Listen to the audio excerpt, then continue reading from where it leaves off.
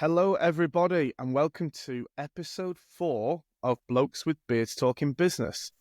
This is a podcast for freelancers, contractors, and consultants to get all of your sneaky business tips.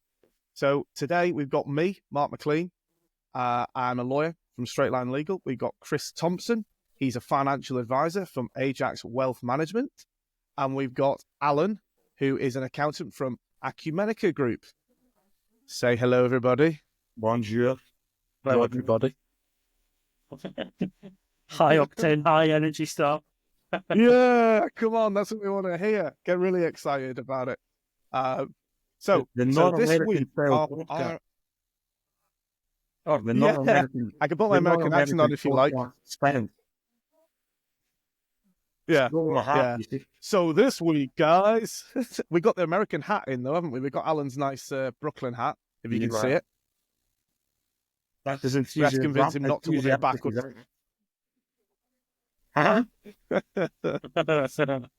What did they say? So this week I'm guessing it was hair-based, was it? No, I just said we had to convince you not to wear it backwards, Right. and you were desperate to, but we told you it looked way better forwards. I thought So it was going to be a comment on the fact that it was to block the reflection of the bald head. Okay, fair play. well, to be honest, mate, it would be, those in glass houses and all that. Look at this. Look at this one here. That's fair.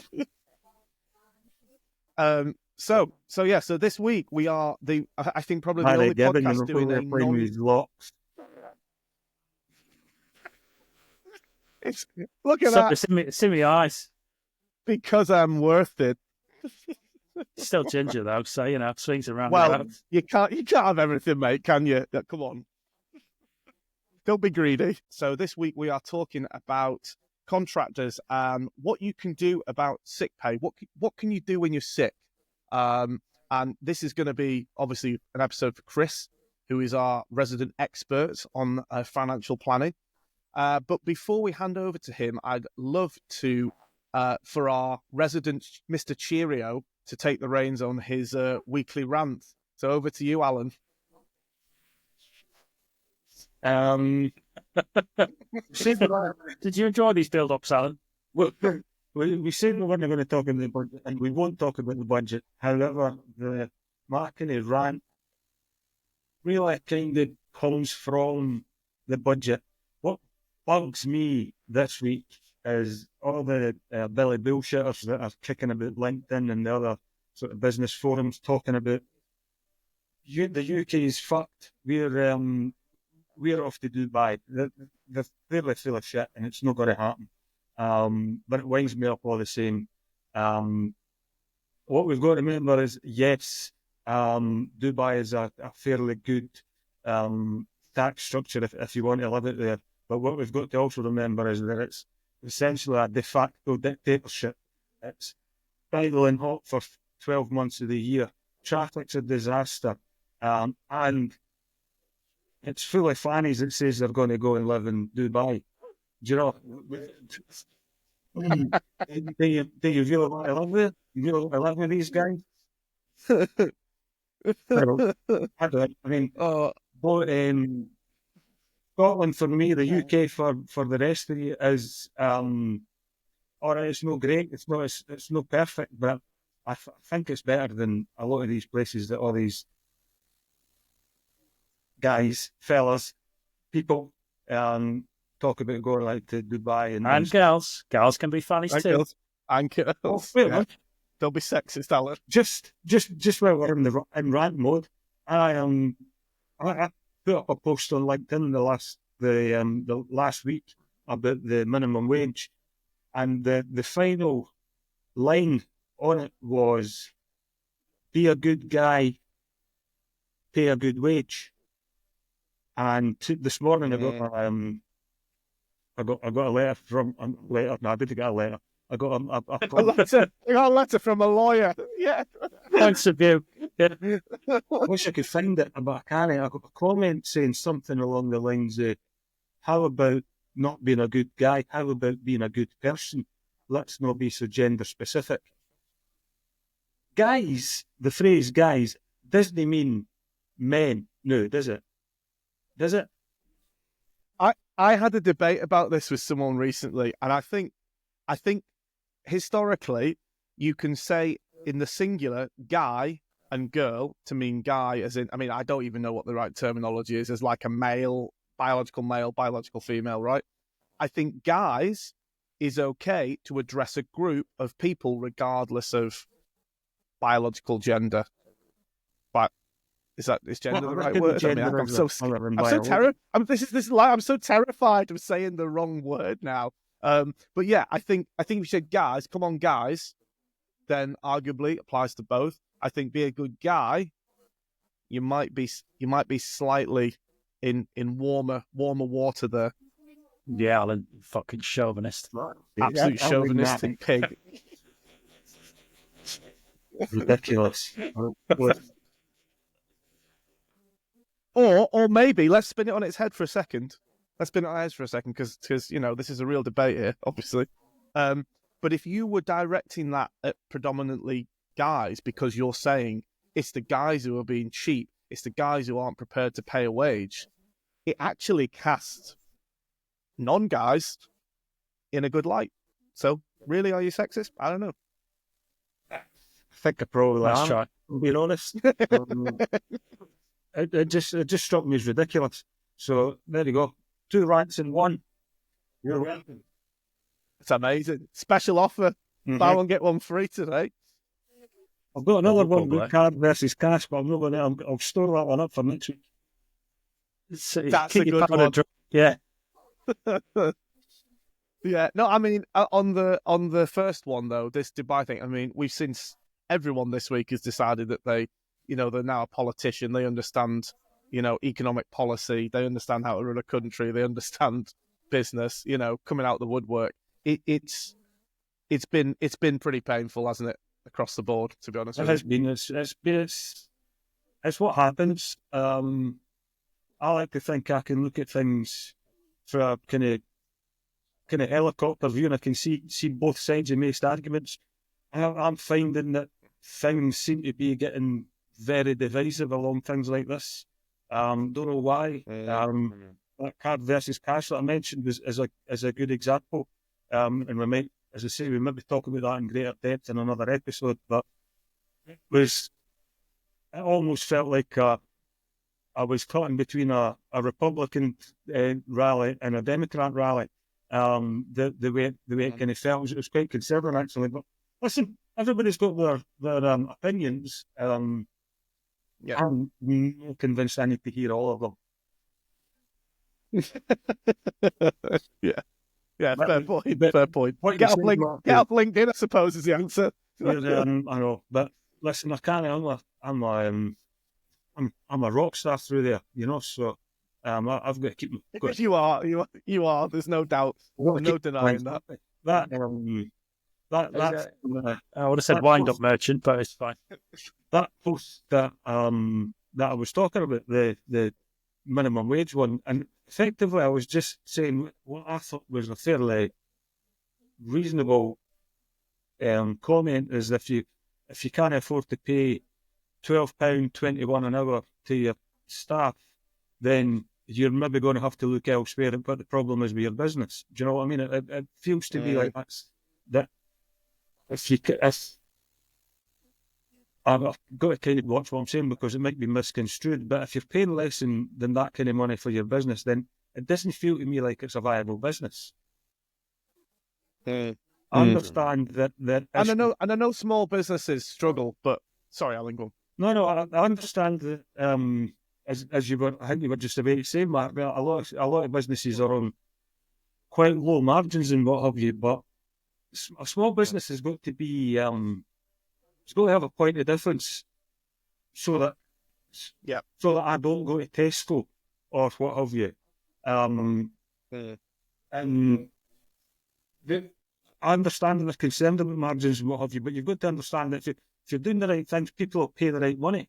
So there's plenty of room in your margins if you make the experience that bit better. It sounds horrible to say, but some people that run small businesses, didn't get that, and the experience side goes out the window, and then you start to compete with price with Tesco.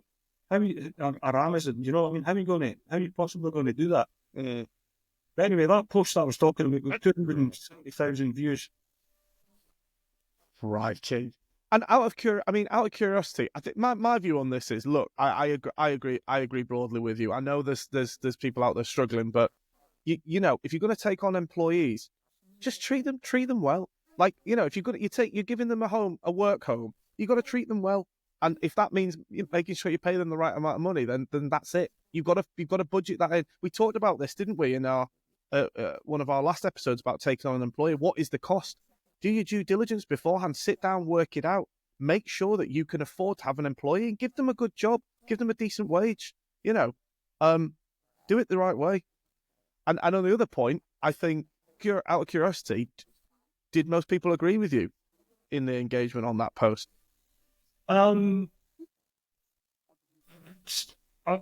Probably most would, but there was a lot disagreed as well, and the most of the arguments, or most of the kind of comments that were against it were along the lines of, well, these small businesses work on such wafer thin margins that this is enough to hit them over the edge. And I get that can be, but like I say, there's more levers to pull than the wages. You know, it's quite easy.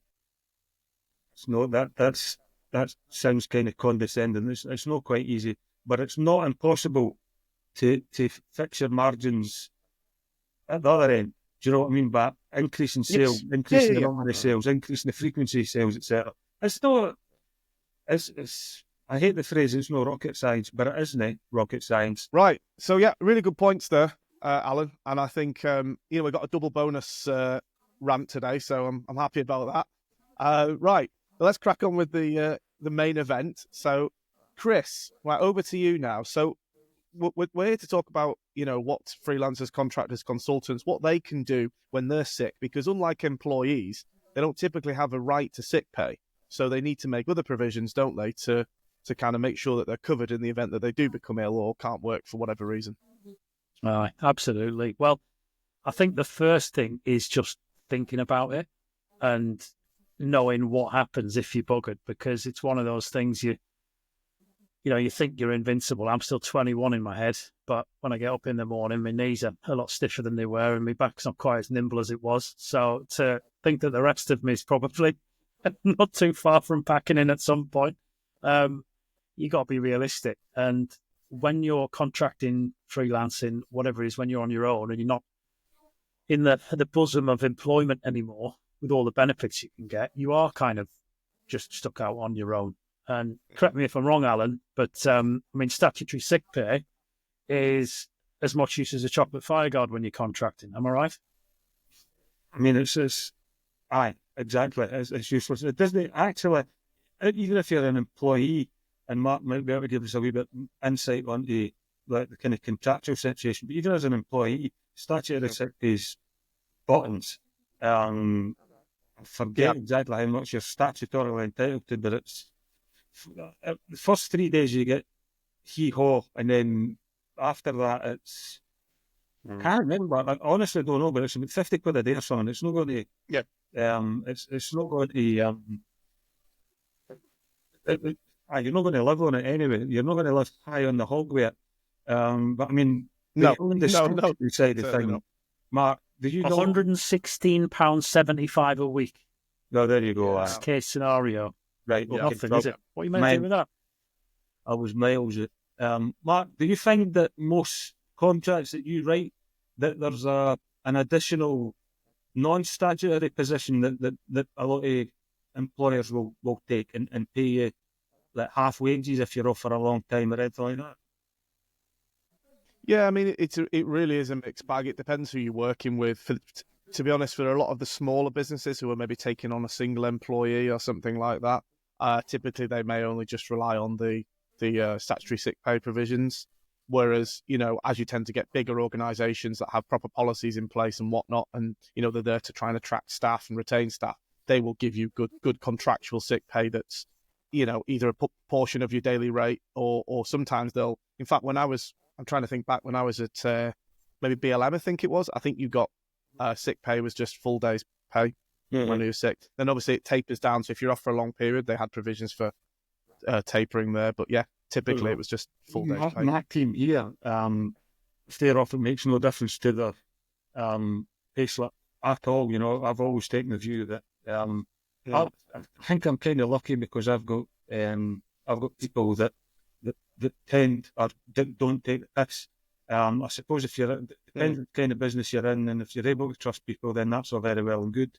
But we do see in the client base, you do see a lot of people that are taking the mickey a bit, you know, and then you've really you would really like to look at how you provision for that. But I mean, that's kind of, we've kind of lost the track a wee bit, the thread a wee bit there. The thing that we really need to speak about is what the contractor's position is. And as Chris will go tell you, is you're on your own if you're a contractor, so you need to take provision for yourself, I suppose.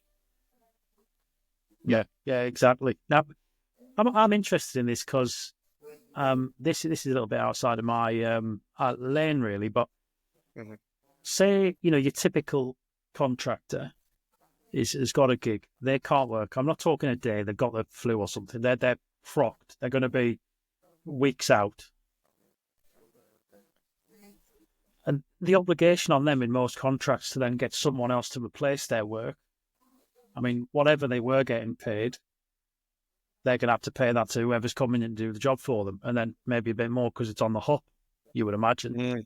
How does that tend to work? Because the contracts normally say you've got to provide someone, or if it's, I guess some places might have certain criteria they want for the people that you're going to bring in, but then I guess IR35 and your right to substitute yourself is also coming in. How does, in theory, that work if someone actually is sick for quite a while in their contract?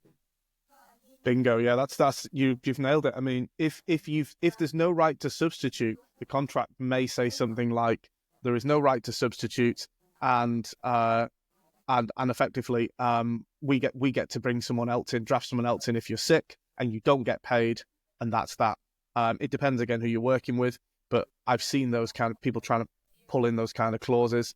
Whereas if there is a right to substitute, they may include a provision saying, you know, you can send someone else in your place. But again, in all events, it's them who's going to be getting paid ultimately, and not you. Yeah. So you are sat in bed, crocked. You got no money coming in. What are you doing, basically? I would say, probably worse than that, Chris, is you're going to have to pay probably more than you're getting into your contract in certain circumstances because of the urgency and speed. So you're not just treading water, you're probably sinking as well. You know, you're probably paying out more than you're getting in. So you really need to make sure. Yeah, that someone's got you by the short curlies because you don't want to let down the person who's giving you the gig, so that you might have more in the future. And yeah, you're right. Yeah, absolutely. Jeez. Okay, so I mean, so it's clear if we haven't hammered the point home enough.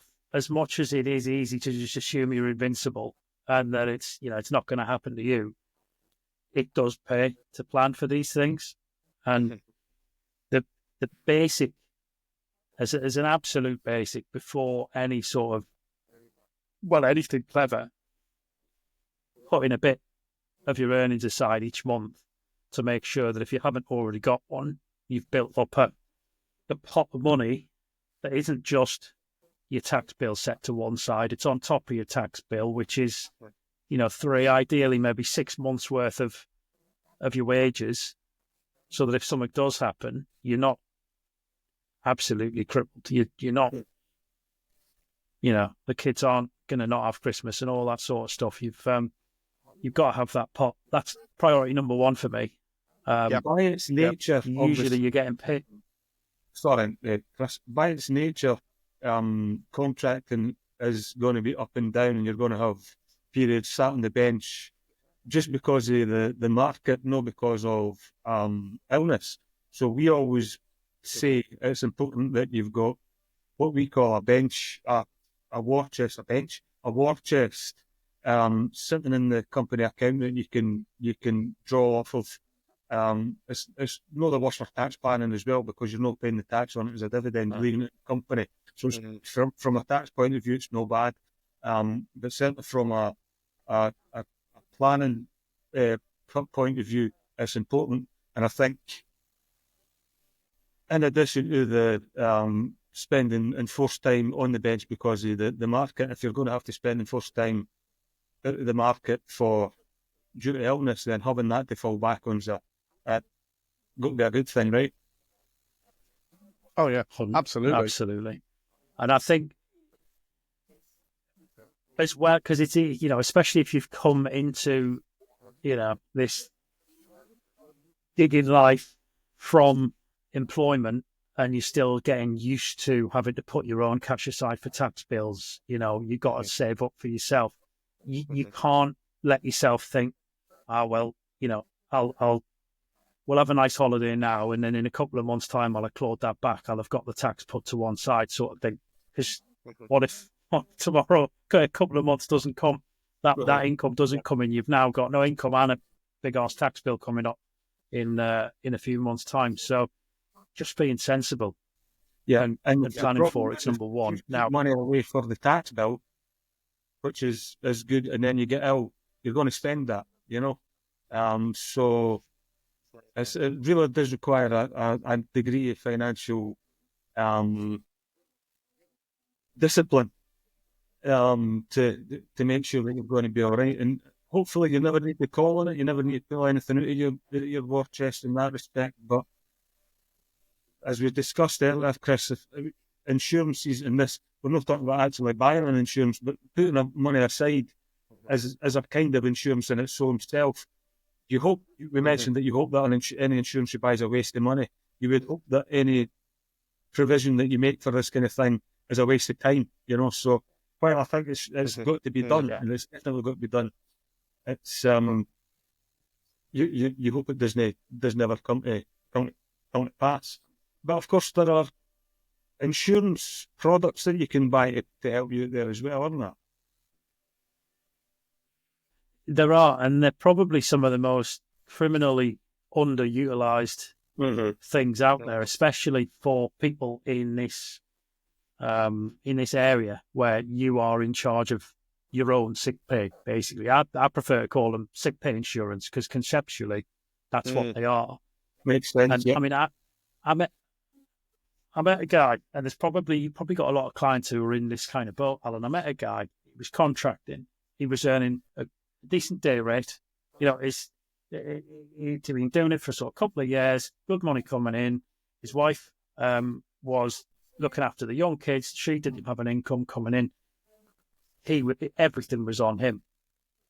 Now, if he can't work, everything about their whole life is fucked, basically.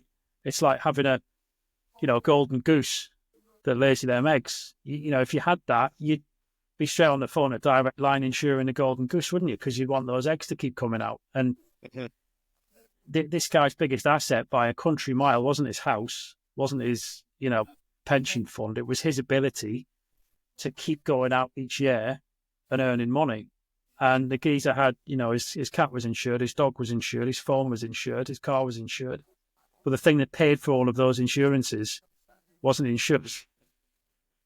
And that's probably one of the most common things that I come across, especially in contracting world, freelancing world. And you can get insurances that don't have to cost a fortune, especially if you've built up a little pot of cash that's going to cover you a few months anyway. You'd like to think that if you're sick, a few weeks, maybe a few months, worst case 2 or 3 years, and you'll be better. If you're going to get better, you'll be better from it. It's a bit like your excess on your car insurance, right? You can go to an insurer and say, right, I want you to cover my salary, my dividends, my income. If I can't work, I need you to replace it. They say, all right, well, how much do you need? If you say, well, I need everything from day one, they're going to say, well, that's going to cost you, mate, because there's a good chance you're probably going to have a couple of weeks off if you get something wrong with you. But if you say, well, I can see myself through for probably 6 months, maybe a little bit more, So I'll only really need you to kick in if I'm ill for longer than that. Well, they're going to turn around and say, all right, well, we'll give it to you for much, much less. It might be, half the price or less to cover it. Mm-hmm. Yeah. And that insurance can go until your retirement date. You could I had a surgeon years ago, and they developed Parkinson's, and they had a little shake in their hand. Couldn't be a surgeon anymore. Done. And then they were making definitely not surgeons. something you not something you want your surgeon to have, is it? Not the. Not so just ideal. my vasectomy, and I said, "Hang on, that doesn't feel right." No, she had 25 years on surgeon's pay just for the cost of her insurance. Wow. So it's worth it, and if you do it right, you can put it through the business. It can go through as you can get sort of directors cover. You get personal cover, which is a bit harder to put through as an expense. But if you buy a specific policy for a director of a company, you can put it through the business. And there's a really lesser known feature of that is because if you think about it, let's say a lot of people might have you might have your wife as a director, so you might split the dividends to be a bit clever with the income. Well, if you've done that, if you've got, say, 50-50, if you can't work, then if your insurance, traditionally, it would be on you. So if you can't work, the insurance is going to pay on your half, but it's not going to pay on your wife's half because they're going to look at it and go, well, she can still work. What's the problem? But you know that really, if your income stops, her income stops. Yeah. And if you use one of those directors' policies, you can set it up so that it's all based on the main fee earner, whatever you want to call it, the breadwinner. So that you're both covered. And those things, honestly, they're a godsend. I get sleepless nights when I meet someone who hasn't got one until we've got it in the bag. When they've got a couple of young kids, you've got potentially 30 years of earning. If something happens, and so Chris, we haven't covered it.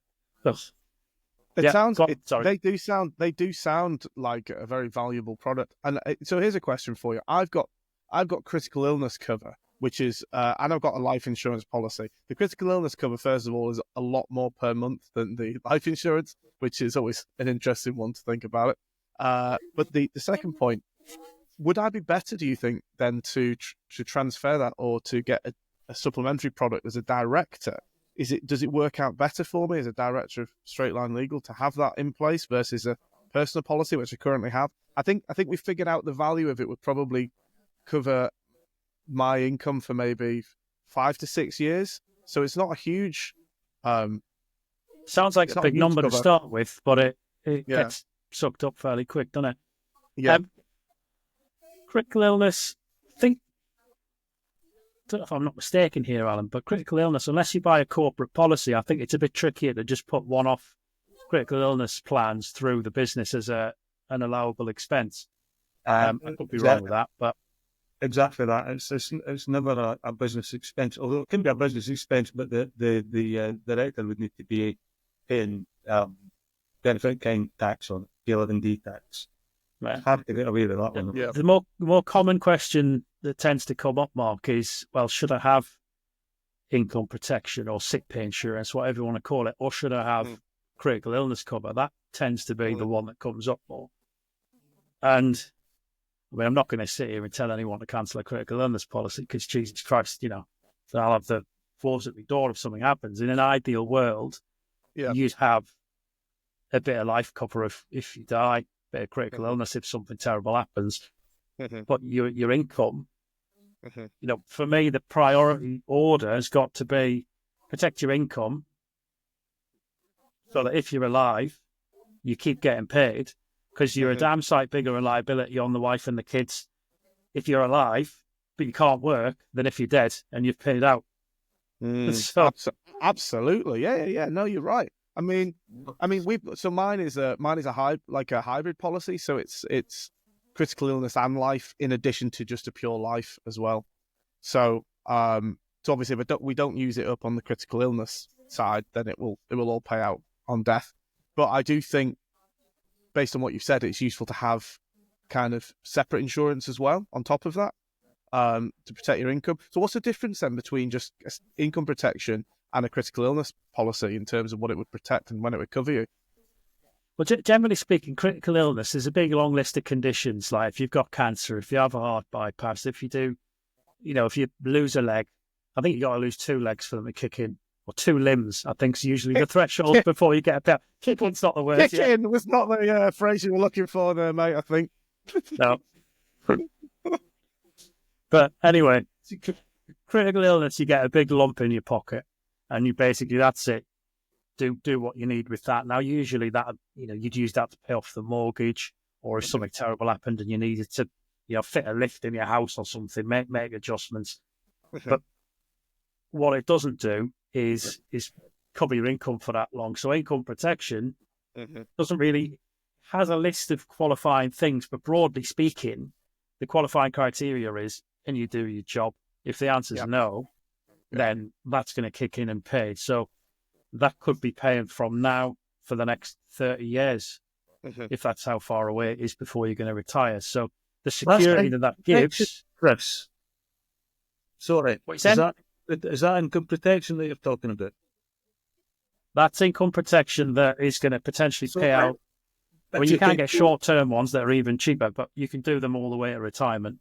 If you can do your job rather than a job.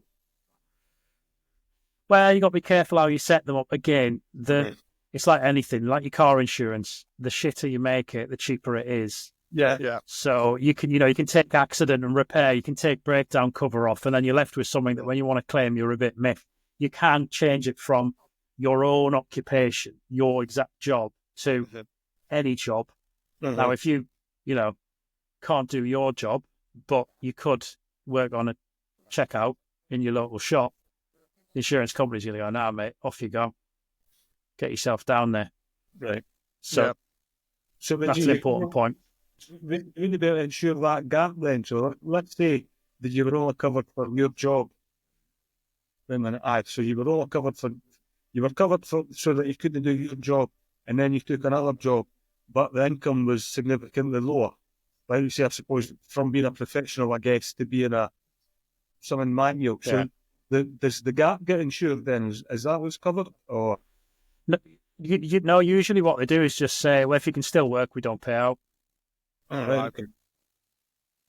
So you're better to just not work in that scenario. Yeah, but I mean that's depends on the insurer, right? They can insure you for whatever the hell they want. There could be a couple of insurers out there that do cover the gap that I just don't know about. But generally speaking, if you tick that box that says any old job, then you're stuck doing any old job. Yeah. So it's the beauty of it is because everyone says that you mentioned it before, right? Your critical illness cover is more expensive than your life cover, but arguably, what is it? Sort of one in 2 people's going to get cancer or something. The stats they always spit out on those adverts, like, you're a lot more likely to get cancer than you are to die. Yeah. Therefore, it's a lot more expensive. I would suggest that you're 1 in 1 chance of dying. Yeah, I was just going to say, you're pretty. It's a pretty high probability of you dying, mate. And I'm sorry to break this to you today of all days, but I've got to deal with death. It's fine. But yeah, I think I think Alan's point is you're less likely to die at a younger age versus getting ill at a younger age. Yes, if I was to rephrase it, generally you'll have a policy running up to your retirement age. You're a lot more likely to get an illness than you are to die before your retirement age. So it costs more. Yeah, exactly. So you'll find that income protection, again, you're a lot more likely to get ill and not be able to work than to die before you get to your retirement age. So it's going to cost more than life cover.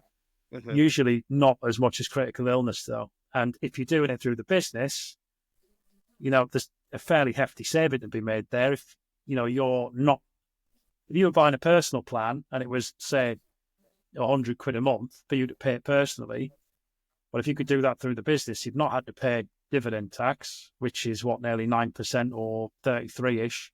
if you're a higher rate payer. God knows in Okay. Scotland. Don't even quote me on that. Yeah. And then before you even get to the point of paying the dividends, you've got your corporation tax, which you've paid, whereas that stuff can all just go out without that coming off. So you're probably saving about 40% on the cost just by putting it through the business.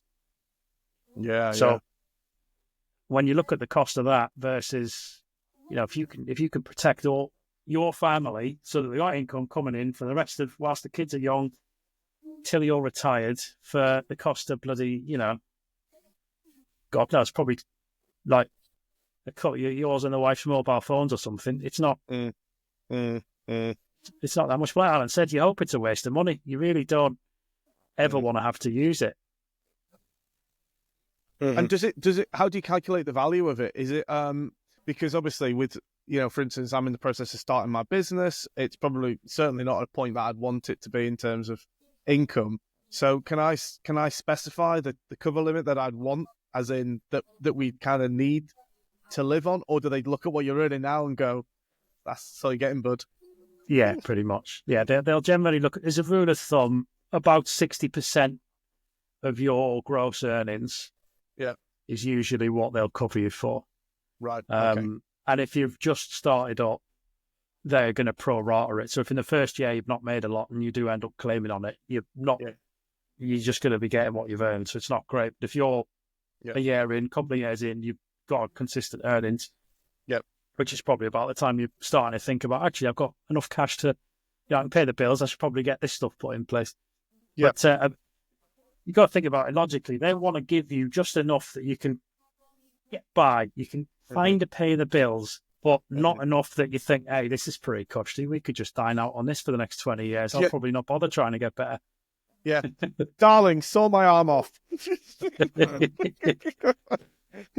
there a time limit at the other end then? I know it takes a while for them to kick in, but do they pay it? What's the word? Indefinitely? What, indefinite? Yeah, so you'll set an end date. So let's say you run it until you were 65. No. You pick at the start again. Yeah. So you pick at the start. You got the whole list of options. Do you want it to run all the way up until you're 65 if you get some illness that crocks you for the next 30 years? Yes, I do. All right, so that'll be an extra, 10 or 20 quid a month compared to if we're only ever going to be on the hook for 1 or 2 years worth of your income. So, I mean, if you write down to, if you said, oh, right, I just want the cheapest cover I can get, you'll probably be able to get yourself a policy that'll cover you for, if you can't work for up to a couple of years, for probably not far off the cost of life cover. It should be pretty cheap, really. Right.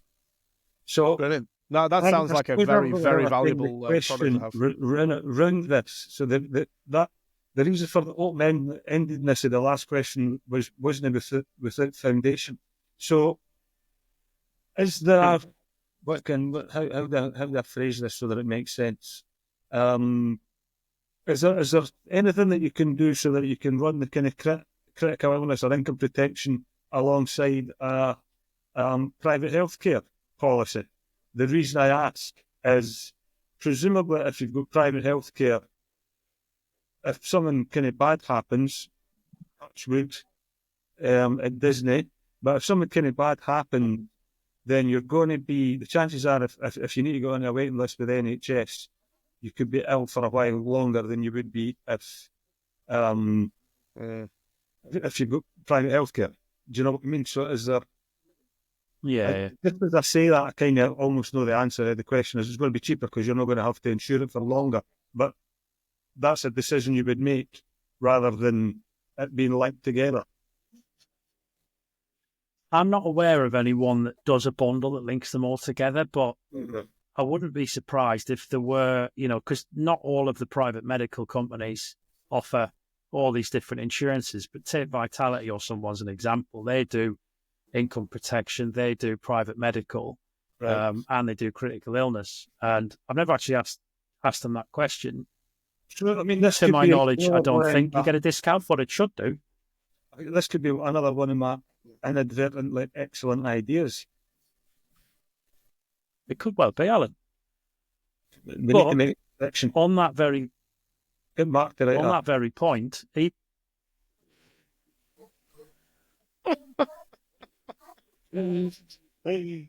Private medical is something as well that you should also be thinking about if you are, you're in charge of your own stuff. You want to be back on your feet as quick as you can. Exactly, yeah. Well, obviously, there's tax issues there 100%. because there isn't a way that you can pay private medical insurance without paying tax on it. That's just unavoidable. Yeah. Although there's What is it, P11D for private medical? There's a political argument that you're taking a wee bit of pressure off the NHS, so maybe there should be tax relief on it, but there isn't. So there's no point in kind of try to work our way around that anyway. And as somebody also told me, is it's actually not taking any pressure off the NHS because the guy that's taking your kidney out when you're in the private hospital is the same guy that would be taking your kidney out if you were in the NHS hospital.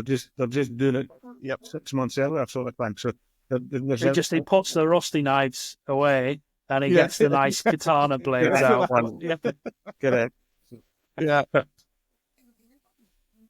I think that's the main stuff I wanted to talk about. But it's an impossible thing to try and raise without putting the fear of God in people. But I mean, you kind of got to have a kick up the arse because if I'm sitting here having sleepless nights thinking about people who haven't got this cover and you're not, then what's wrong with you? Right. It's your kids, not mine. Come on, guys. Yeah. So we've got a really good. Sorry, Alan, go on. I was just agreeing. Yeah. So it sounded like our house is falling down then, but we're just having some work done upstairs. Hopefully the roof won't collapse in on me, but that at least would be entertaining. So yeah, no, I was just saying really good tips. So we've got, get 3 to 6 months kind of as a savings pot.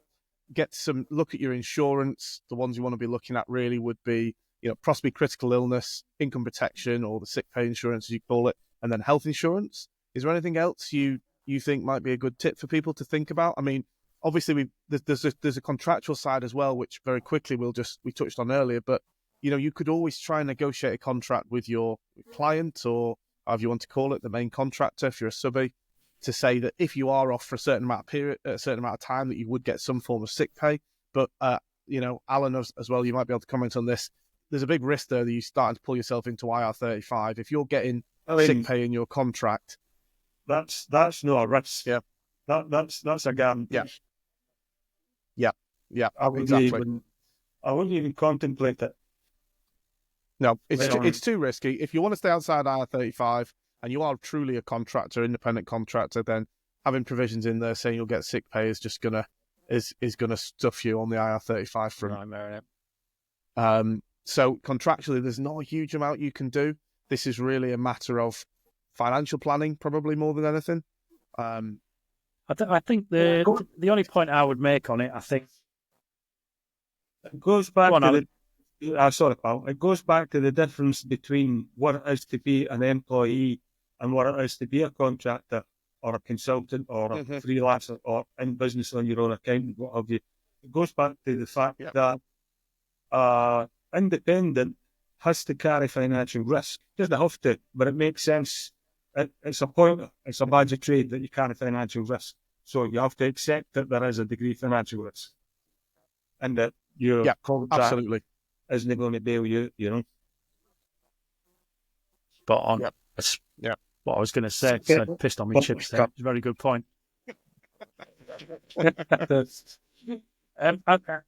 I think and this isn't a bit of shameless self-promotion because it could be anywhere, but I think a lot of people think, I mean, for starters, it's overwhelming, right? Oh, you've just told me about bloody private medical. You told me about income protection, death. Like, which ones do I need? How much of each do I need? Where the hell do I start?